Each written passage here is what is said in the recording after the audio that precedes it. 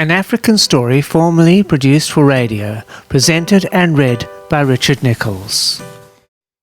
Episode 95, Season 1, Peter Maritzburg, The City, The Unexpected Move, Part 3, Episode 9. Croc and Clip, once again, at the water's edge, while the other animals go about their daily chores. Looks as if the afternoon is getting a bit cold, don't you think? Asked Clip, trying very hard to make small talk with his friend Croc. Any word on the whereabouts of Mr. Plus One? Haven't seen him around in ages, old boy, said Croc. A sound of moving vegetation soon ends the conversation as the two friends are face to face with their good friend Mr. Plus One. Well, where have you been, old friend? Asked Clip. Just upriver, looking for my other half, as in my sister, replies Mr. Plus One. You are aware it is nearly a week ago that we were together. If we were human, I would say, why did you not call? Remarks Clip.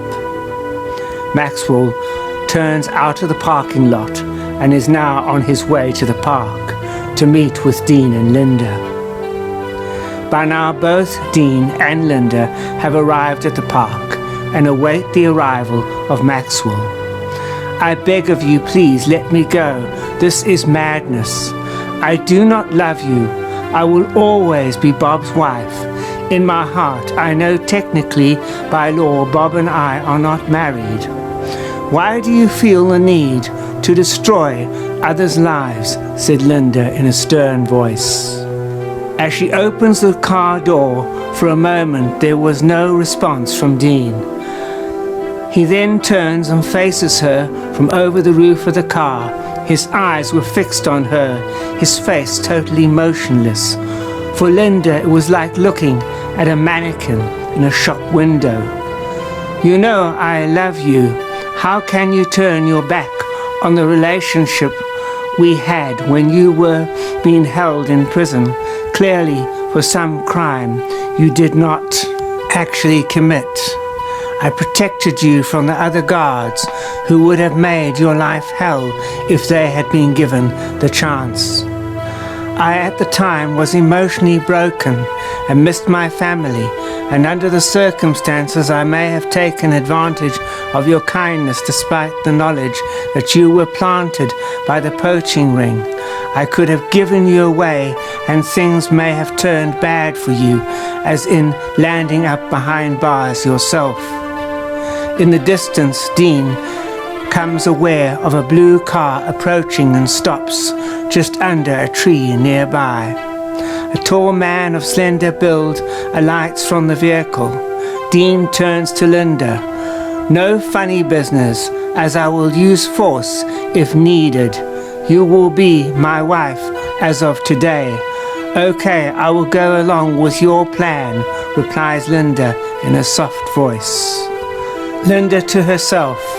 At some stage I will make my getaway from this controlling little idiot of a man, who I detest with every fibre in my body, for the safety of my child and to reclaim my old life back with Bob.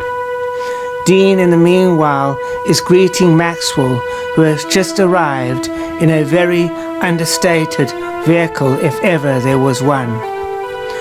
Should we get down to business?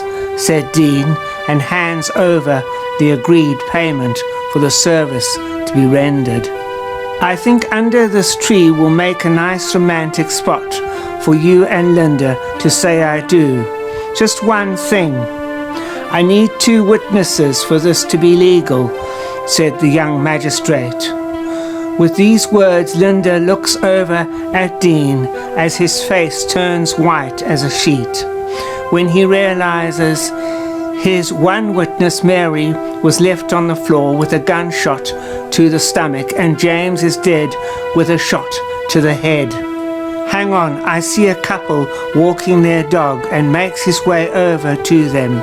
In less than a minute, he is in conversation with Gail and Todd. Linda is feeling very uncomfortable as Maxwell, who by first introduction looks to be a respectable fellow, He is soon back with them, accompanied by a dog, Gail and Todd. Introduction over, Linda and Dean stand before Maxwell. Have you prepared any vows? Dean, with that, pulls out a notepad out of his jacket pocket. Vows set out like a script for a play, is words marked Linda in the one case and Dean in the other. Well, let's get started, shall we? Do you, Dean Lewis, take Linda Smith as your wife and promise to care for her in times of good and bad until death? I do, Linda. I love you so much. I am so happy to have you as my wife and lover until we grow old and die. Do you, Linda Smith, take Dean Lewis to be your husband and promise to care for him in times of good and bad until death? In a soft voice with tears running down her face, I do, Dean. I love you so much. I'm so happy to have you as my husband and lover until we grow old and die, knowing full well that the marriage is a sham. Finally, Dean signs the marriage certificate. Dean pushes Linda forward. She, with a shaky hand, puts her signature to paper. Todd and Gail walk over and sign the certificate as witnesses. Goodbye and best of luck.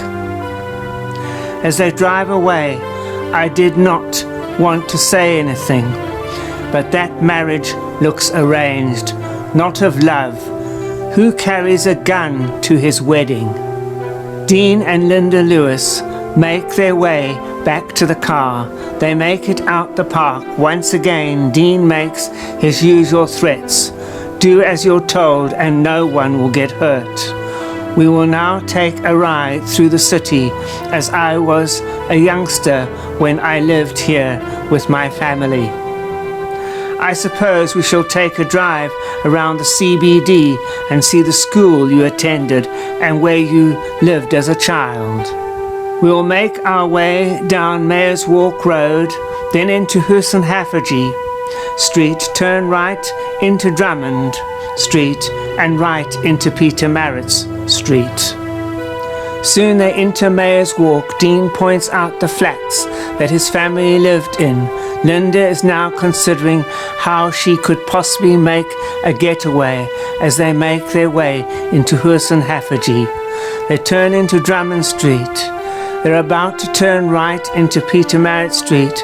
Suddenly the gun drops out of Dean's hand and drops on Linda's side of the gear lever. She leans forward, finally manages to get possession of the gun. What are you doing? Shouts Dean and tries to grab the gun from Linda by placing his palm of his hand over the barrel of the 9mm pistol. The gun goes off. The bullet passes through his palm of his hand, hits Dean in his leg that operates the accelerator pedal. The car now is out of control and is heading across the road into oncoming traffic. On the other side of the pedestrian crossing is a mini bus taxi. The taxi coming from Bossoff Street comes flying over the zebra crossing, sideswipes the front left side of the vehicle, sending the car into a spin clockwise. The taxi now hits the car with a full side-on impact, crushing the front passenger door.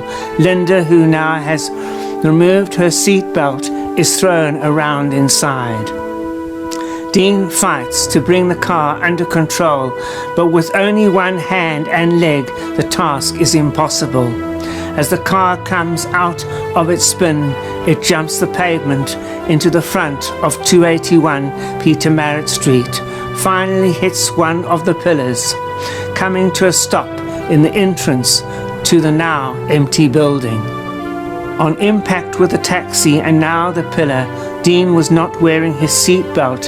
His head hit the steering wheel. The force of the taxi hitting the car caused both Dean and Linda to be found to have very serious injuries.